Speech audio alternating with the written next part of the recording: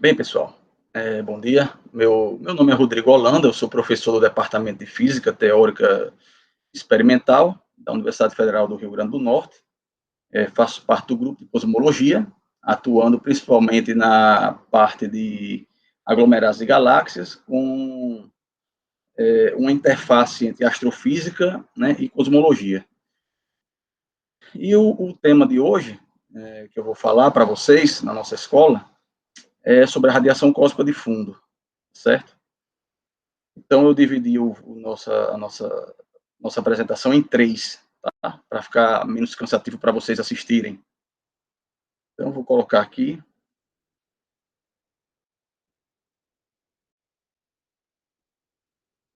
para a gente começar.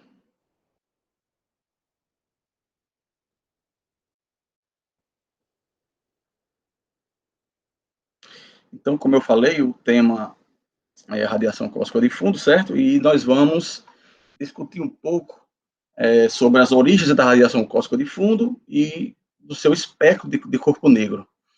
Também vamos discutir um pouco dos satélites de observação, certo? Dessa radiação cósmica de fundo, discutir as anisotropias e estudar um pouco o espectro de potência dessas anisotropias, que eu vou explicar o que alguns vínculos cosmológicos e tensões existentes, advindas das observações dessas anisotropias, as fontes de contaminação, né, existentes nas observações da radiação cósmica de fundo, e, por fim, eu falarei um pouco de um dos temas da minha pesquisa, que é o efeito Sunyaev-Zeldovich, e algumas aplicações desse efeito para a cosmologia, certo?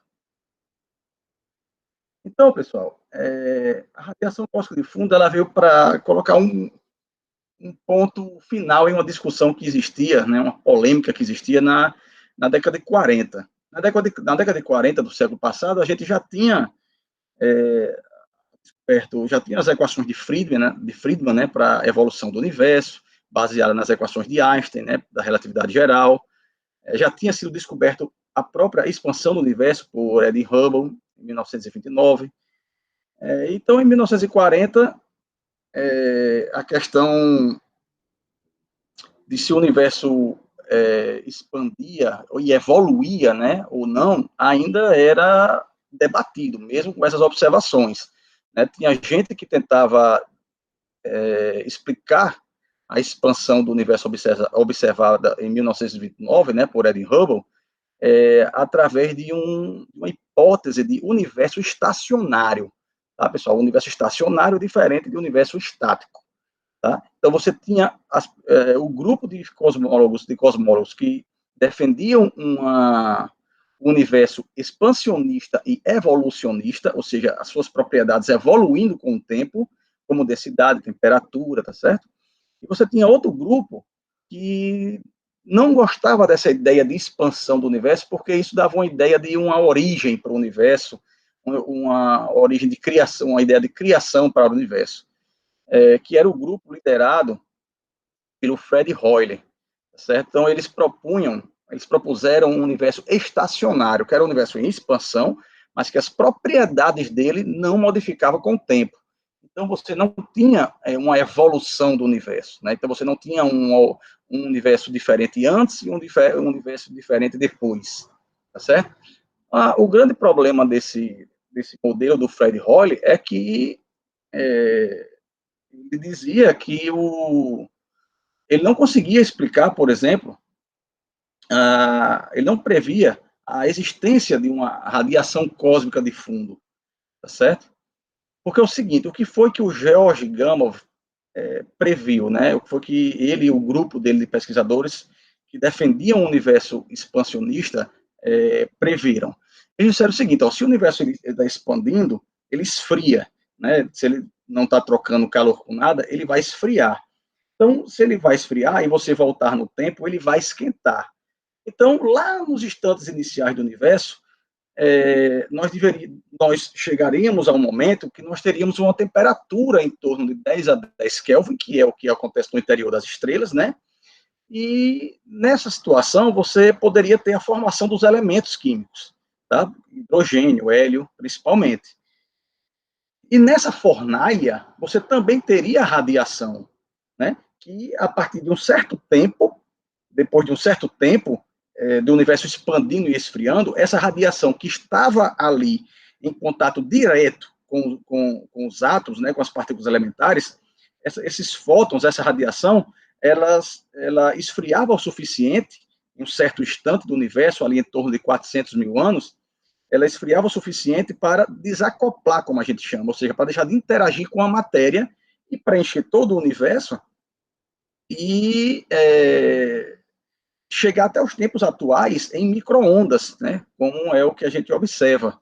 Essa seria a radiação cósmica de fundo, certo? Seria essa radiação proveniente de quando o universo era uma fornalha, certo? Extremamente quente. Mas, como você tem um sistema que expande adiabaticamente, esse sistema começa a esfriar, os fótons começam a ficar com cada vez menos energia, então você chega um momento que os átomos começam a se formarem e aquela radiação viajar livremente pelo universo. Então, o modelo do estado estacionário proposto por Fred Hoyle, ele não previa esse tipo de radiação. Então, se essa radiação fosse detectada, o modelo de Fred Hoyle, ele não conseguiria explicar essa radiação, tá certo? Então, é curioso a gente falar que o termo Big Bang, né, grande explosão, foi colocado por Fred Hoyle, numa entrevista em uma rádio britânica na década de 40. E aí, pessoal, a gente sabe hoje que esse termo é um termo pejorativo utilizado por ele, né? Porque ele, de acordo com os expansionistas, o universo seria extremamente quente e denso no passado e em rápida expansão, certo? E essa expansão ia diminuindo com o tempo, né? A taxa dela. Então, o Fred Hoyle dizia, não, isso na verdade é uma grande explosão. Como é que o universo surge de uma grande explosão? Que coisa ridícula. Mas hoje a gente sabe, pessoal, que hoje em dia não tem essa ideia. A teoria do Big Bang é que o universo foi extremamente quente e denso no passado e em rápida expansão. Não tem nada de explosão, nem muito menos de origem, não. Tá certo? Essa questão de o universo tem uma origem, tem um criador, uma criação, está aberta a discussão ainda, ninguém sabe disso não, porque a gente não tem uma teoria quântica da gravidade que nos permita discutir o universo como ele era antes, né, da era Planck, que é quando o universo está ali a 10 a menos 37 segundos de vida, entre aspas, tá certo? Então, como eu falei anteriormente, a ideia original de Gamov, né, era de que quando você voltasse no tempo, se você tem um sistema expandindo adiabaticamente, esfriando, você teria um sistema que aqueceria. E nesse aquecimento, né, você pode chegar a uma idade, a uma temperatura, né, de quando o universo teria 10 a 10 Kelvin, tá certo? E nessa situação é possível mostrar que a radiação é tão enérgica, né, tão energética, os fótons têm tanta energia, que eles estão acoplados com a matéria, de forma que a gente diz que você tem um equilíbrio termodinâmico entre matéria e radiação. Né? Você tem um equilíbrio termodinâmico entre matéria e radiação quando você volta há muito tempo no passado e a temperatura é a 10 Kelvin. Sendo que, quando você volta a esse tempo de quando o universo tem a 10 a 10 Kelvin, no modelo evolucionista, tá? Isso é uma coisa fácil de fazer, para quem faz a cosmologia básica, você mostra também que a densidade de matéria é em torno de 1 grama por centímetro cúbico. Então, isso é mais ou menos o que existe ali nas estrelas, tá certo? Então, você teria a nucleossíntese primordial, ou seja, você teria a formação dos elementos leves, nesse instante, e principalmente de hidrogênio e hélio, ou mais precisamente do núcleo, né, do próton e depois do deutério e do núcleo do hélio, tá certo? Em torno de 25% de hélio, o restante de hidrogênio. Você tinha essa condição e você tinha a radiação cósmica de fundo ali em equilíbrio termodinâmico. Até que chega um momento que, como eu falei anteriormente, o universo esfria de forma que a radiação não tem mais energia suficiente para ionizar os átomos. Então, os átomos se formam, né, de hidrogênio e de hélio, e a radiação que estava em equilíbrio termodinâmico passa a permear todo o universo e sendo esfriada, né?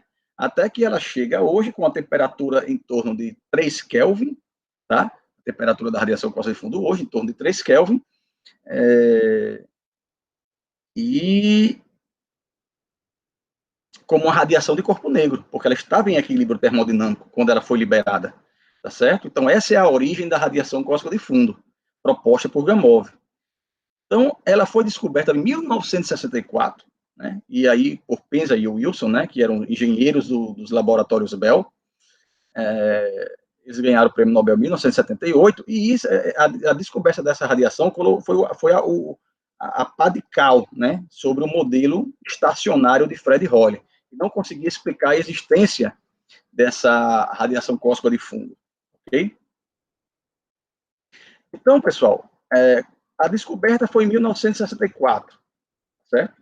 Eles ganharam o Nobel em 78, e o satélite COBE foi o primeiro satélite a ser lançado no espaço para estudar, né, essa radiação cósmica de fundo, certo? Então, esse satélite foi idealizado por George Smoot, que está aí ao lado, e ele ganhou o Nobel em 2006, certo? Por a idealização e pelo estudo da radiação cósmica de fundo em detalhes.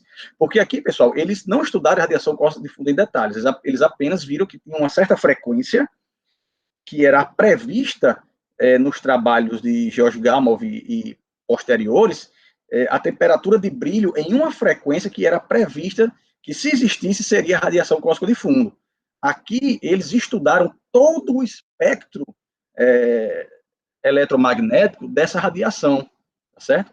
E mostraram que essa radiação tem o melhor espectro de corpo negro da natureza. Então, aqui nós temos a curva de corpo negro, tá? Essa linha é a curva teórica para uma temperatura de 2,74 Kelvin, e esses tracinhos aí é o melhor ajuste com a barra de 1 sigma, tá?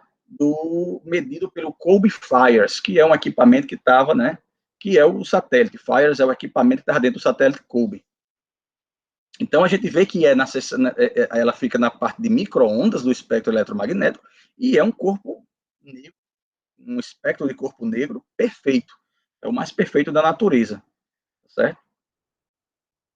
Então, isso é o que a gente chama é um pilar da teoria do Big Bang, certo? Ou do modelo do Big Bang. Eu prefiro chamar teoria do Big Bang. Por quê, pessoal? Teoria do Big Bang. Porque a teoria, ela é uma teoria por quê? Porque ela pressupõe, né, é uma hipótese de que o universo foi extremamente quente e denso no passado, em rápida expansão, e evoluiu até chegar ao que nós vemos hoje, né?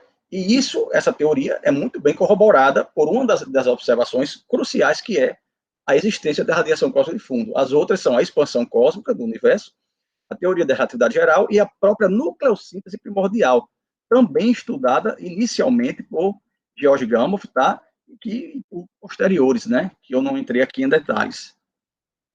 Mas é possível estudar a nucleossíntese primordial, né, com uma grande precisão, tá certo? Baseada nessas ideias originais de Gamow do universo extremamente quente e denso no passado, né, parecendo o núcleo de uma estrela, com radiação e matéria em equilíbrio termodinâmico, se dissociando depois quando o universo tem aproximadamente 400 mil anos, porque a energia dos fótons acontece o quê? Os fótons se esfria e não consegue mais se acoplar à matéria, né? Interagir através de fotoionização com a matéria. Então, o que é a radiação cósmica de fundo? É uma radiação relíquia emitida logo após a recombinação, que é quando o universo tem 380 mil anos após o Big Bang, certo? Na verdade, pessoal, se a gente for aqui ser vamos dizer assim, muito rigoroso, é após a era Planck, né? Porque aqui a gente está extrapolando a relatividade geral para o passado, tão passado quanto a gente queira, até t igual a zero. A gente não pode fazer isso, tá certo? E ela é parte fundamental da cosmologia moderna, fundamental. Tá, pessoal? Nos últimos 20 anos, não se estuda cosmologia sem estudar a radiação cósmica de fundo. Então, o que é que a gente observa? A gente observa que ela é uma radiação de corpo negro, na região de microondas, com pico em 160 GHz. É uma radiação de fundo, ou seja, ela permeia todo o universo, altamente isotrópica. O que é que significa dizer isso? Para onde você olhe, você tem basicamente a mesma temperatura dela, certo? Com inhomogeneidades, ou seja, com diferença na temperatura de ΔT sobre T de 10 a menos 5. Ou seja, você tem uma temperatura média, e aí você pega a média temperatura dessa radiação em um ponto do céu e subtrai a temperatura média. A maior diferença é da ordem de 10 a menos 5. Tá? Ou seja, ela é altamente isotrópica. Qual a importância dessa radiação na cosmologia? Bem, pessoal, as perturbações, né, para você estudar a matemática dela, ela está inclusa, a matemática da radiação cósmica difusa está inclusa no que a gente chama de perturbações lineares, que é uma física acessível e possível usar aproximações válidas, né? Ela é uma medição de condições iniciais para modelos cosmológicos. É possível medir o movimento peculiar do sistema solar em relação ao referencial, né, da expansão de fundo, certo? A gente sabe que a hipótese básica, né, da cosmologia é que o universo é homogêneo e isotrópico, né, não existe referenciais privilegiados, certo? Mas a gente tem, ou seja, todos deveriam estar em repouso em relação a essa radiação cósmica de fundo, mas na verdade a gente sabe que localmente existe, as galáxias estão agrupadas em grupos ou em aglomerados de galáxias, que faz o quê? Que faz com que o sistema saia desse regime especial, tá certo? E, no nosso caso, a gente pode usar a radiação cósmica de fundo para estudar o nosso movimento do sistema solar em relação a esse sistema padronizado, né, que está em repouso em relação ao que vê o universo homogêneo isotrópico. Então, ela também é a melhor prova de isotropia do universo, é fundamental para estudar parâmetros cosmológicos e é um pilar necessário do modelo do Big Bang, certo? Então, aqui eu coloquei as anisotropias na temperatura como observadas. Então, é o seguinte, pessoal. Eu acabei de dizer a vocês que a temperatura ela é extremamente isotrópica, né? Mas existem anisotropias no céu na temperatura da radiação cósmica de fundo. Ou seja, se você olha para um ponto e compara com a temperatura média, existe a temperatura máxima de diferença de ΔT sobre T de 10 a menos 5. Ou seja, é muito isotrópica, mas possui pequeníssimas anisotropias. E essas pequeníssimas anisotropias é que são extremamente úteis para a cosmologia, porque elas ocorreram na radiação devido a processos físicos, principalmente de formação de estruturas, que ocorreram entre a recombinação e hoje, tá? Porque tudo que foi ocorrendo na matéria, embora ela estava desacoplada, mas tudo que ocorreu antes do desacoplamento e depois do desacoplamento, né, quando o universo tem ali em torno de 400 mil anos, ficam impregnados nessa radiação cósmica de fundo, provocando essas pequenas anisotropias. Ou seja, ela não é ela é uma radiação de corpo negro quase perfeita, tá? Então, em 1992, a gente vê que o COBE não conseguia observar muitas anisotropias, mas conseguiu levantar a curva de corpo negro, que era o objetivo dele. Em 2003 foi lançado um satélite americano, o WMAP, que já conseguiu observar anisotropias na radiação cósmica de fundo, e o Planck, lançado um satélite europeu, lançado em 2009, que ainda está em processo, né, ainda está observando a radiação cósmica de fundo, e aí você consegue ver que ele já consegue ver mais detalhes ainda na radiação cósmica de fundo, né? Então, a gente diz que as anisotropias é a pedra da roseta da cosmologia. Por quê? Porque, como eu falei, essas anisotropias, elas permitem a gente estudar toda a história do universo, de hoje até a recombinação e da recombinação para o passado. Tudo que aconteceu na matéria, né, de processo de formação de estruturas, etc., ficou impregnado nessa radiação, em forma das anisotropias, certo? Então, aqui está mais um exemplo, né? De como o WMAP via as anisotropias. Ó. Aqui é o céu, é tipo um mapa mundi do céu, né? Você pega toda a esfera e faz tipo um mapa mundi, né? Como a gente faz com a Terra. E projeta, né, bidimensionalmente, assim. E como o Planck vê as anisotropias, né? Então, o Planck conseguiu obter bem mais informações, né, do que o satélite Planck, né? De forma mais precisa, certo? Essa parte de cima é o satélite Planck, como ele observa, né? Você pode ver a rugosidade é maior, pegando mais anisotropias, e o WMAP é o de baixo aqui, certo? E o problema do horizonte? Aí, pessoal, isso aí não é o nosso motivo aqui da aula, nem tem como eu falar sobre isso agora, mas existe um problema aí que é justamente explicar o porquê é que esse espectro é tão isotrópico, certo? O modelo padrão do Big Bang, ele não consegue explicar isso. O que veio a seguir foi a teoria da inflação, né, que juntamente se acopla à teoria do Big Bang para explicar o porquê que a gente tem uma anisotropia tão alta na radiação cósmica de fundo. E aí, pessoal, a gente pode classificar as anisotropias de forma cronológica, certo? Existem as anisotropias primárias e as anisotropias secundárias, mais as contaminações. As anisotropias primárias são aquelas que ocorreram antes da recombinação, ou seja, antes dos 400 mil anos. E as secundárias são aquelas que estão muito ligadas à formação de estruturas no universo, que são as que ocorreram após a recombinação. À medida que você vai tendo a formação de estruturas no universo, isso vai causando anisotropias também na radiação cósmica de fundo. E aí você tem uma gama aqui do lado direito, né, como vocês podem ver, e a minha tese do doutorado, pessoal, foi essa secundária aí, efeito SZ térmico e efeito SZ cinemático, ou seja, o efeito Zeldovich. Então, só esse efeito aí deu a minha tese de doutorado, certo? Para vocês terem uma ideia de como é complicado estudar radiação cósmica de fundo. Não é algo simples.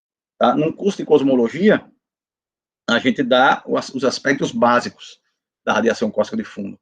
Mas para você, não tem como você, só se você tivesse um curso de um ano, seria possível você estudar a radiação cósmica de fundo em todos os seus detalhes, mas aqui no Brasil, pelo menos, eu não conheço nenhum local que faça isso. Então, pessoal, agora vamos chegar aqui numa parte um pouco mais matemática da coisa, né? Que é o seguinte, como é que a gente estuda a matemática da radiação cósmica de fundo? Né? Como eu falei, pessoal, a radiação cósmica de fundo, o satélite mede a temperatura em diferentes pontos do céu, tá certo? E mede a anisotropia nessa temperatura, tá certo? Ou seja, ele pega ele tem a temperatura média, que é a tirada da radiação do corpo negro, e depois vai pegando cada ponto no céu e comparando com a média, tá? E dividindo pela média, que é esse delta T sobre T. Então, ele faz isso para diversos tetas e diversos φs, tá certo? Eles fazem isso para diversos tetas e diversos φs. E aí, pessoal, na verdade, o que nos interessa nessa matemática toda aí é que a projeção no céu, né, aquela projeção no céu, isso que a gente viu aqui, ó, a projeção no céu, é descrito em termos de harmônicos esféricos. Isso também é utilizado na mecânica quântica, né? Mas, assim, eu, sem querer entrar muito em detalhes matemáticos aqui, o que nos interessa mais na radiação cósmica de fundo é o que a gente chama de função de correlação, tá certo? A função de correlação, que é esse C θ aí. E esse C θ, ele está relacionado se vocês verem aqui um pouco embaixo, ó, o θ é 180 graus dividido por L.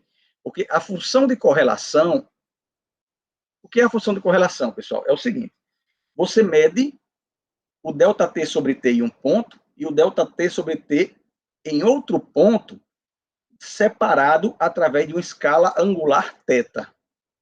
Tá? Então, você mede o ΔT sobre T em um ponto, pega uma separação angular desse ponto que vocês mediu originalmente e mede o ΔT sobre T de novo.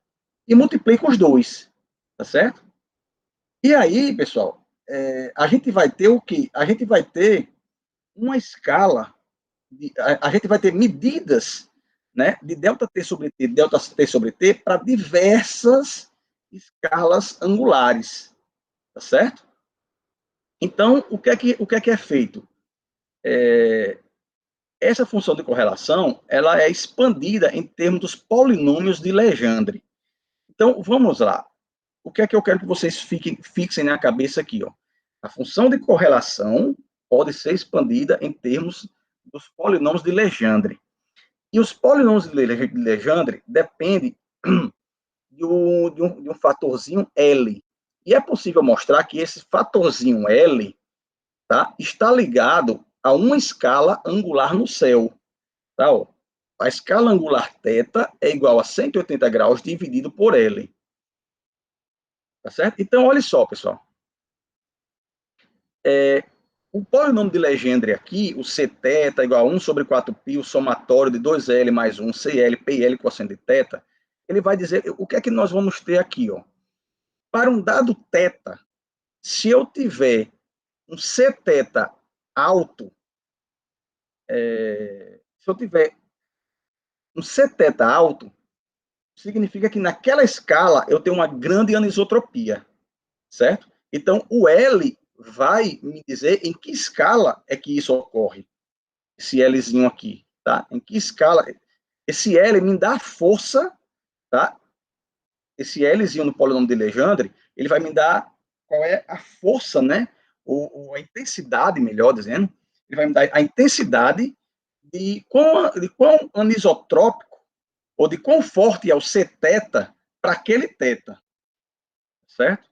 Ou seja, o CL é uma medida das flutuações de temperatura em escalas angulares, tá? Então eu quero que vocês fixem isso. O CL, tá, que está aqui embaixo, ó, é uma medida das flutuações de temperatura em escalas angulares. E o L está ligado com essa escala angular por 180 dividido por L, tá certo? Então, pessoal, novamente, você vai pegar vários ângulos, tetas, entendeu? E calcular esse Cθ aí. Depois, vai descrever isso em termos de polinômio de Legendre. E o L vai lhe dizer, o Lzinho no polinômio de Legendre, ele vai lhe dizer o quão intenso é a anisotropia para aquele θ. Certo?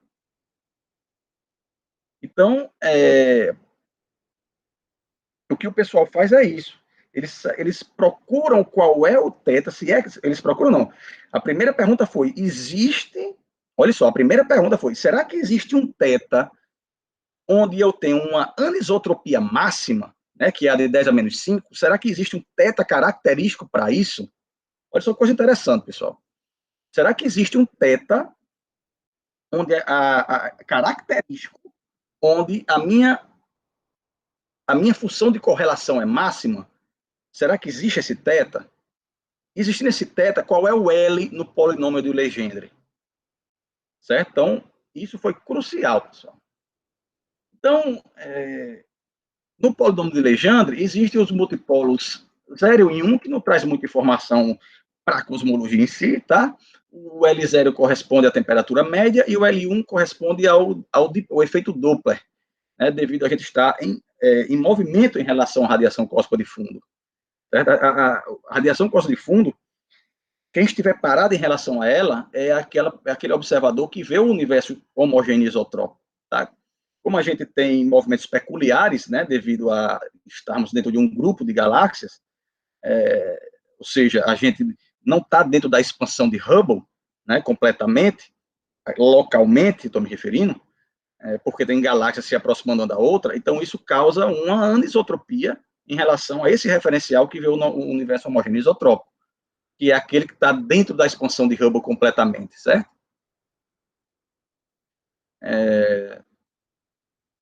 Então, eu coloquei aí, ó, em azul a temperatura medida é 2,721 e no vermelho a temperatura medida é um pouco diferente, devido ao efeito Doppler, é 2,729. Então, pessoal, novamente aqui, eu até peço desculpas a vocês, para quem já entendeu, porque esse fator aqui é crucial para a gente. Os cosmólogos, os observacionais, eles procuraram se existia um θ característico que maximizava essa anisotropia, né? Ou seja, num θ menor do que aquele no céu, uma escala menor angular daquela no céu, eu tinha diferenças de temperatura com relação à temperatura média maiores, será? Ou menores, será? Será que eu tenho uma escala angular característica que maximiza a anisotropia? Tá? Que escala é essa, né? Aí essa escala estaria ligada com o L aqui do polinômio de Legendre, né? Porque você está descrevendo a função de correlação em polinômios de Legendre. Então, quando chegasse naquele θ que maximizava, né, a anisotropia, você tem que ter um L que lhe dê a intensidade ali, né? Que é naquele θ que você tem uma forte anisotropia. E esse L está ligado com a escala no céu, pelaquela equaçãozinha. E foi isso que eles observaram, pessoal. Ó. Então, quando eles...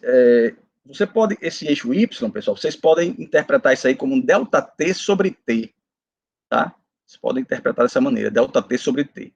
E o eixo X é o multipolo L, que está ligado com a escala angular no céu, tá? Então, a gente vê ó, que na escala angular, aqui é 100, ó, depois é 200, né? Porque está a escala logaritmo, tá certo?